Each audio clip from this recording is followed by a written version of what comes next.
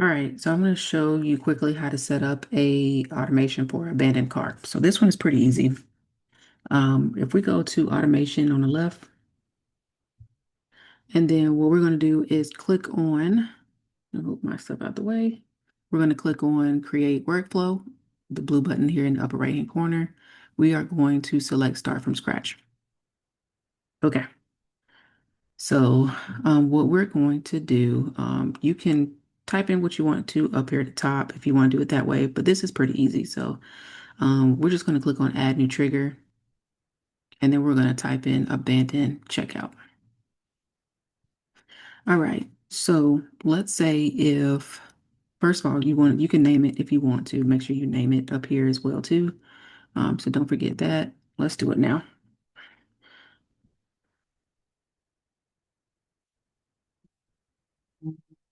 All right. So let's do so the abandoned checkout really is, it gives a time limit on how long a cart has just been left out there.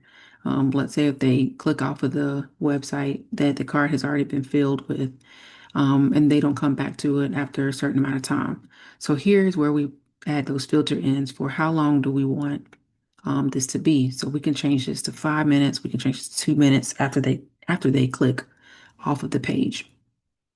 Um, so let's do 10 minutes. So let's say 10 minutes after they click off the page, what do we want to happen next? So we need to add another filter here as well too. Let's scroll the page down a little bit.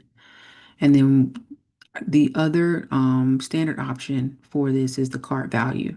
So the cart value, let's say this only happens 10 minutes after they've clicked off of the website. Um, the cart value has to be, let's see, greater than or equal to, and there's options here. So you can do between, equals to, greater than, equal to, is empty, is not equal to, less than, and less than or equal to. So let's do greater than or equal to, and I want to do $10. Okay. And then we're just going to hit save trigger. So let's move this out of the way so you can see it. Save trigger. And then we're going to click on the plus here to add another step because we need to tell it what to do after that. So let's say we want to send out an email to let them know, hey, you abandoned your cart. Um,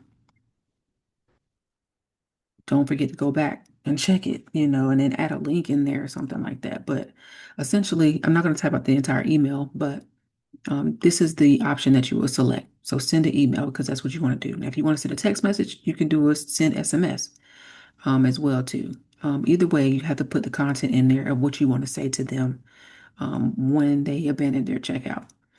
So here I chose the email. We're going to do the action name is the email. That's just what this says here.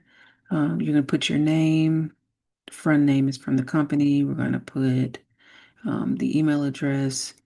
We're going to put a title. Let's see. Hey, you forgot something.